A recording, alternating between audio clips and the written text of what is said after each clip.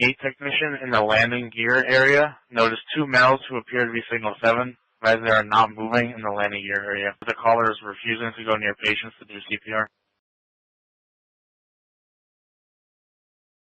We know that the medical examiner has taken the bodies and that the Broward Sheriff's Office here in Fort Lauderdale are the ones that are handling this investigation. As you noted, that JetBlue flight landed here at Fort Lauderdale Hollywood International Airport from New York City a little after 11 o'clock last night.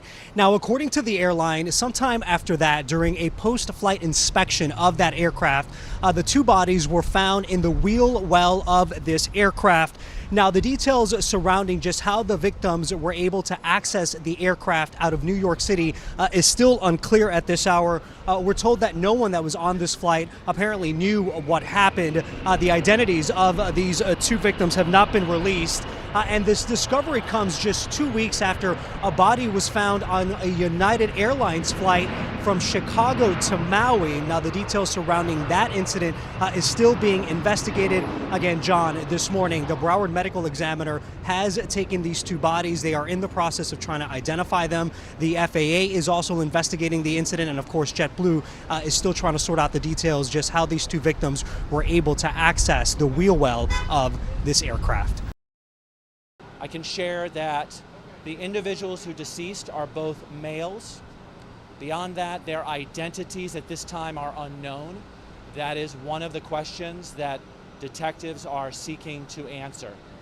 Of course, if there's anyone who might have information regarding this incident and the circumstances leading up to it, Broward Sheriff's Office detectives would like to hear from them. Around 11:30 p.m. last night, Monday, January the 6th, Broward Sheriff's Office deputies here at the Airport District responded to a report of two individuals in the landing gear compartment of a JetBlue aircraft.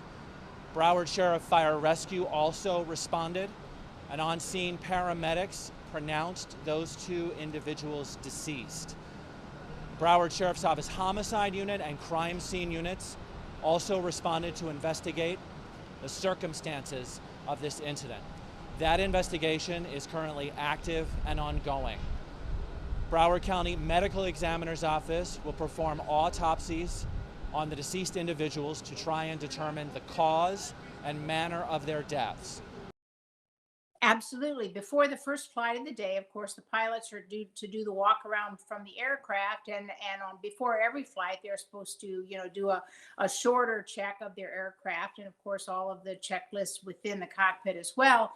And the bigger question is, of course, the reports say we're supposed to be on high alert for potential terrorism. Aviation is often the attack target of terroristic attacks, and yet the airport on the tarmac is supposed to be covered by surveillance. We're supposed to have camera coverage, and everyone on that tarmac is supposed to have a background check and supposed to be an airline employee who's documented and known. So the fact that this keeps happening and people who are not stowaways, the FAA did a report, and stowaways and wheel wells are not usually airport or airline employees, and yet this keeps happening. People are getting onto the airport property and getting into an aircraft, and it poses a huge security danger for the aircraft because these people were apparently just trying to get someplace, but it could have easily been someone attempting to attack aviation.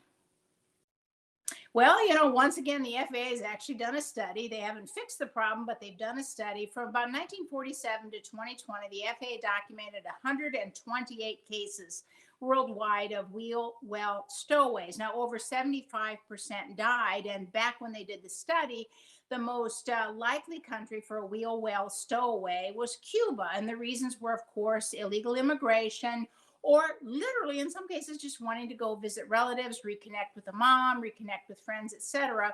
And of course, it's not likely airline or airport employees, because they know that a wheel well is a very dangerous place. You can get crushed, you can die from hypothermia. And the noise is horrendous. Even if you do survive, you might have long-term damage to any number of body parts. But the issue that this has been done, and now in the United States done repeatedly, is a huge concern for aviation safety and security. And of course, there's almost always a very sad result for the person attempting to do this. And by the way, almost all of them are male. and under 30. So obviously they realize it's a physical feat and they're going to have to crawl around the wheel well, but it is clearly an aviation security violation and a very serious one.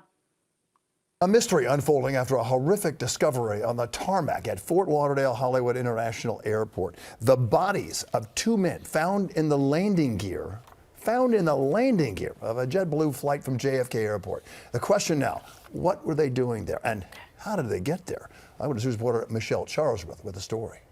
Flight crews on the ground doing a normal maintenance check found the men's bodies Monday night, soon after the JetBlue flight touched down in Fort Lauderdale, Hollywood from Kennedy. Maybe Terminal 3, Gate Foxtrot 5 at JetBlue. Ian from JetBlue advising the gate technician in the landing gear area noticed two males who appear to be Signal 7, as they are not moving in the landing gear area. And fire rescues 48 and 51. The men had died in the wheel well, tucked inside the small space where the landing gear under the wings folds up under the middle of the plane. Flight 1801 had taken off from JFK just before 8 p.m. and landed in Florida just after 11. No one on that plane had any notion that two men had stowed away outside underneath. Both men were pronounced dead by paramedics at the scene. Most stowaways die from hypothermia. Many have been crushed by retracting landing gear or have fallen to their death.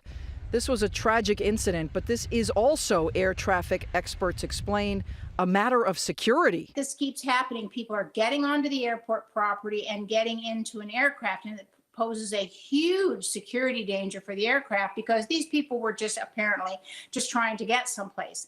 But it could have easily been someone attempting to attack aviation. There is no information regarding when exactly the two men had gained access to the airplane or how long they had been in that wheel well.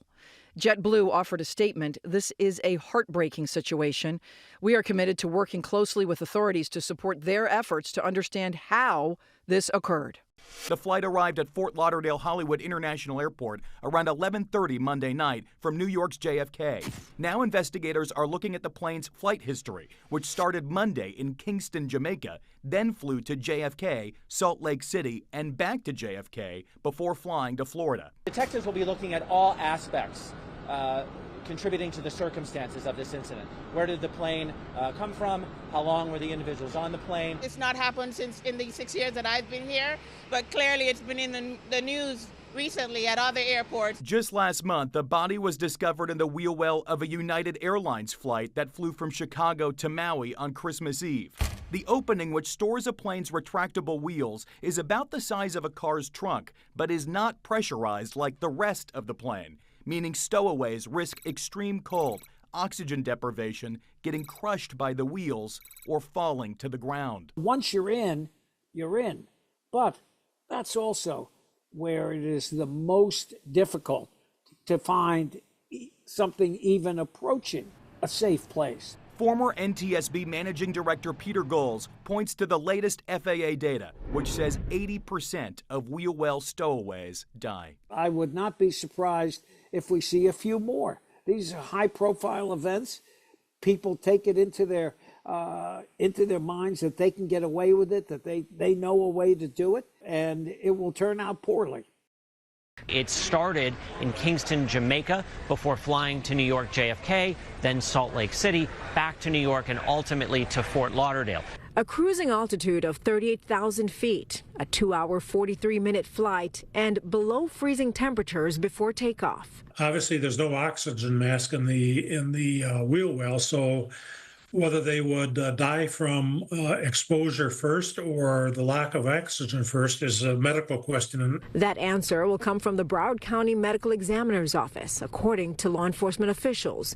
Finding out the identities of the two men will also help decipher where they boarded the Airbus A320. Pretty startling, actually. I don't know. I can't even imagine. Aviation experts question how the flight crew, ground handlers, or pilots didn't discover the stowaways before pulling away from the gate. Even if these guys were authorized to be on the ramp, the fact that they were able to stow away on an airplane and not be detected obviously presents a security risk. In a statement, JetBlue tells CBS this is a heartbreaking situation and they're working closely with authorities to figure out how this happened. Alicia Reed, CBS News, New York.